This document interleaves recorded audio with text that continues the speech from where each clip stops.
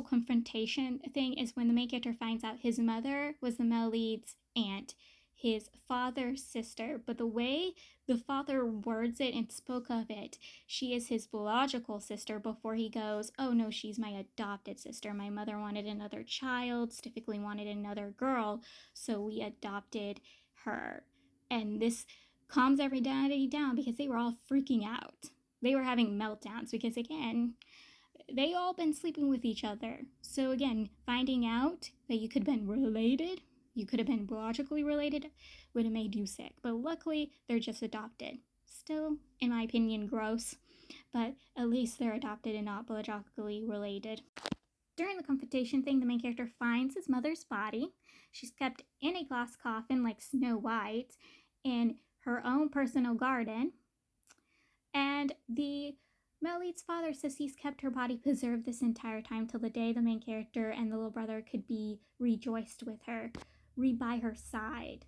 And I'm calling BS on that because, one, how did he keep the body preserved for a decade? How did he do that? I don't think that's possible, right? Like, you can't preserve a body from going bad for a decade unless you mummify them. And even then, it's not going to be kept perfectly preserved. But somehow, he did it. So I'm pretty sure she was live longer than he's revealing to be. I'm pretty sure in fanfics and clips I've seen, she was alive a little longer than she was supposed to be. And also, the main character does question it, and he starts working again with the eldest cousin into figuring things out and looking into more stuff. Because, one, why did he wait now to reveal his mother's body or return his mother's body to him? Like, yeah, that's suspicious and doesn't look right. They have a funeral for the male lead's uncle and a funeral for the main character's mother. The male lead's father, during her funeral, talks about her relationship with the eldest brother, and the eldest brother doesn't really remember this relationship, but his name comes from her.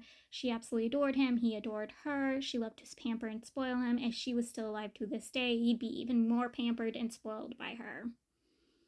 And the male lead and the youngest brother, they try asking their father what their relationships possibly would have been like with the main character and his younger brother and with her. And he kind of talks about the male lead's relationship with her, but she didn't really have much of a relationship with the younger brother. And like, the main character's younger brother wasn't really born at the time, so he wasn't really sure what their relationship was because there wasn't a relationship.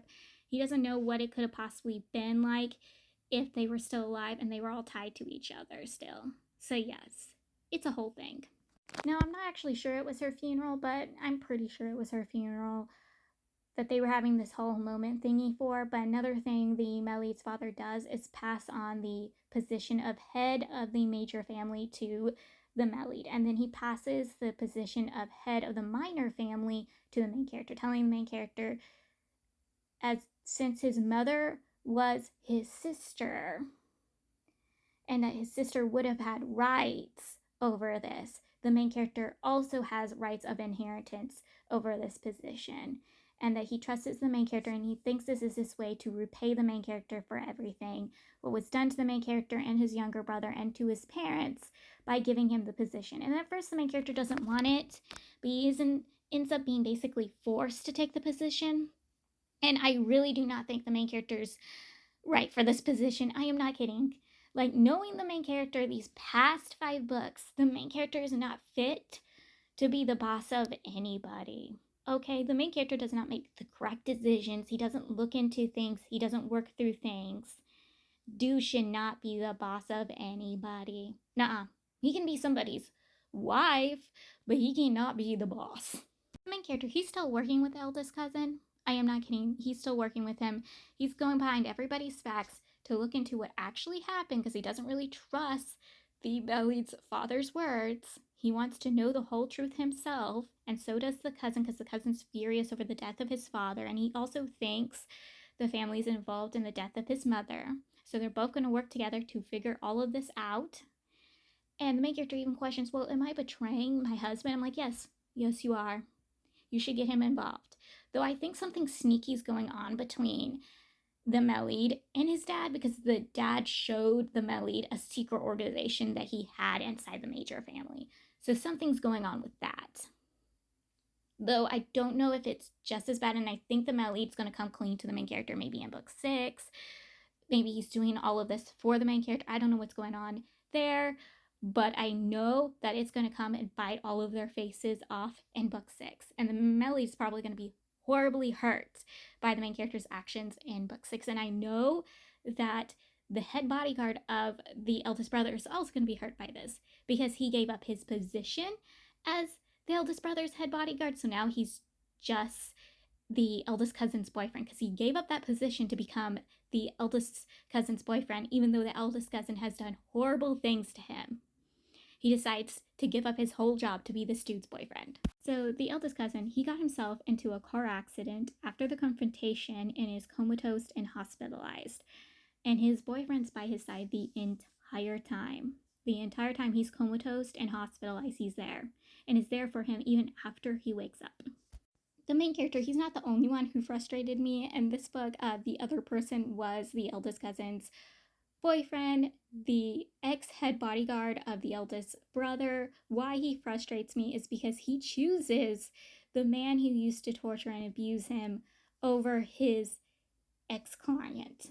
Yes, he chooses this man out. He quits his whole career to be by this man's side because he didn't want to have to choose. He doesn't want to have to pick when the need to pick or choose would come down if he was still working for his boss. Yes, he does this because he thinks this man deserves it. Like, he's convinced he needs to be by this man's corner, that he needs to protect this man because he knows all the things that this man used to go through and the ordeal that this man has gone through, that this man needs his protection, that this man's younger brother needs his protection. He also knows that these two have made his ex-boss's life miserable. They're the reason why his ex-boss is a raving lunatic, but no, he chooses them over his boss. Yeah, he does this.